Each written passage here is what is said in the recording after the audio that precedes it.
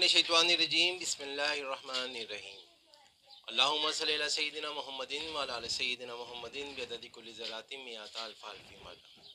پہلے دوستو کیسے ہیں آپ؟ جیسا کہ آپ جانتے ہیں جیسے ہمارے ملک کی صورتحال سچویشن چل رہی ہے، اس میں آرٹیکل 245 اس کی ہم بہت باز گشت، اس کی ہم بہت آواز سن رہے ہیں۔ ہم جاننا چاہیں گے ایک چھوٹی سی تفصیل کے ساتھ، معمولی سی تفصیل کے ساتھ کہ آرٹیکل 245 کیا ہوتا ہے، اسے کب استعمال کیا جاتا ہے۔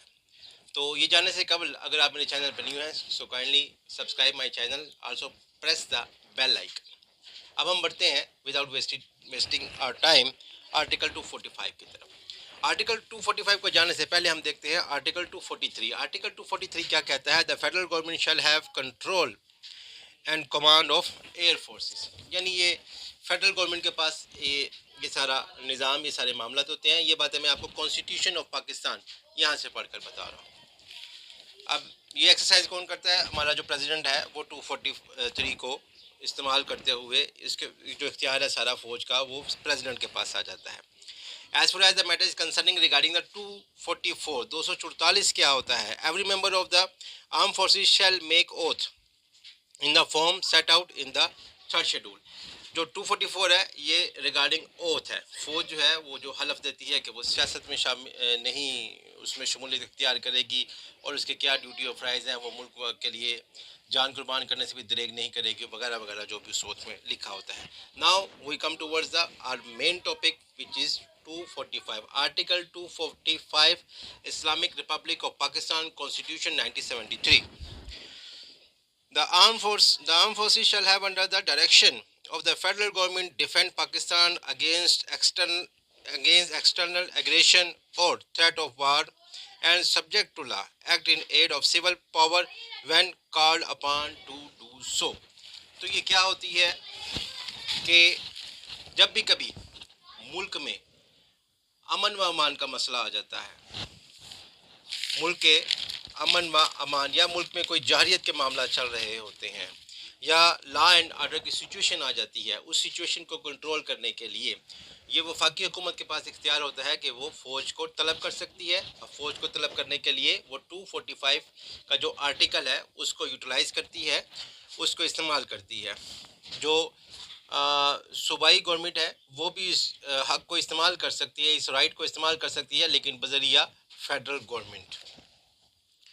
اب ملک میں کہیں بھی جارحیت ہے یا جنگ کا خطرہ ہے جہاں پہ اس کو طلب کرنا ضروری ہے، اس قانون کے تحت، اس لا کے تحت، اس آرٹیکل کے تحت فوج کو طلب کیا جا سکتا ہے۔ اب اس میں طلب کرنے میں جس علاقے میں جس اسپیسیفک جگہ پر 245 آرٹیکل کا استعمال ہوتا ہے وہاں پر کچھ ایسے ادارے ہیں جن کا جو کام کرنے کا جو پروسیجر ہے وہ متاثر ہوتا ہے، وہ نہیں کر پاتے ہیں، جیسے عدالتیں ہیں۔ جس علاقے میں 245 آرٹیکل کا اجرا کیا گیا، جس علاقے کے لیے 245 جو ہے وہ لگائی گئی ہے، وہاں پر ہائی کورٹ کا اس علاقے کی جو متعلقہ ہائی کورٹ ہے اس کا جو آرٹیکل 191 ہے اس کا اطلاق نہیں ہوگا۔ 191 کی جو پاورز ہیں ہائی کورٹ کے پاس وہ پاورز 245 آرٹیکل کے لگنے سے ختم ہو جاتی ہیں، یعنی 191 کی پاورز کو استعمال نہیں کیا جا سکتا اتنے پیریڈ کے لیے جتنے پیریڈ کے لیے 245 آرٹیکل نافذ العمل ہے۔ ہاں اگر کوئی ایسے معاملات ہیں جو کہ 245 آرٹیکل کے لگنے سے پہلے 191 جو ہے وہ کسی سنا جا رہا تھا یا ایشو تھے یا معاملات تھے تو ان کے اوپر اس کا کوئی اثر نہیں آئے گا، لیکن جو فریش ایشو ہے 199 کے تحت ان کو اس پاور کو استعمال کرتے ہوئے ان کے اوپر کوئی بھی کارروائی نہیں کی جا سکتی ہے، کوئی بھی اس کے اوپر معاملہ نہیں کیا جا سکتا ہے۔ جب فوج کو واپس بھیجنے کا نوٹیفیکیشن جاری ہو جاتا ہے تو اس نوٹیفیکیشن کے بعد اب یہ اگر ڈیورنگ دیٹ پیریڈ 199 کے تحت کوئی ایشو کو اٹھایا گیا تو وہ فی الحال سسپینڈ ہو جائے گا۔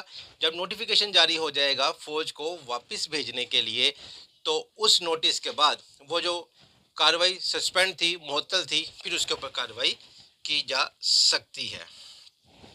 وفاقی فوج کو طلب کرنے کے جو اختیارات ہیں یہ صرف اور صرف وفاقی حکومت کے پاس ہوتے ہیں۔ بہت ہی اختصار کے ساتھ بہت ہی مختصر لیکن جامعہ ہم نے دیکھا آرٹیکل 243, 244 اور 245 کیا ہوتا ہے، فوج کو کس صورتحال میں طلب کیا جاتا ہے، کیونکہ فوج کا بیسک مقصد جو وہ ہوتا ہے وہ ملک کا دفاع کرنا ہوتا ہے، لیکن جب کبھی ضرورت پڑے تو فوج کو 245 آرٹیکل کے تحت جو کہ ہمارے کانسٹیٹیوشن آف پاکستان میں لکھا ہے اس کو طلب کیا جا سکتا ہے، اور فوج اس آرٹیکل کے تحت ملک کی حفاظت کرتی ہے، خیال کرتی ہے، دھیان کرتی ہے، امن و امان، لا اینڈ آرڈر کی سچویشن کو کور کرتی ہے۔ سو دوستو، آج کے لیے اتنا ہی، پھر کسی اچھے ٹاپک کے ساتھ حاضر خدمت ہوں گا۔ اللہ حافظ۔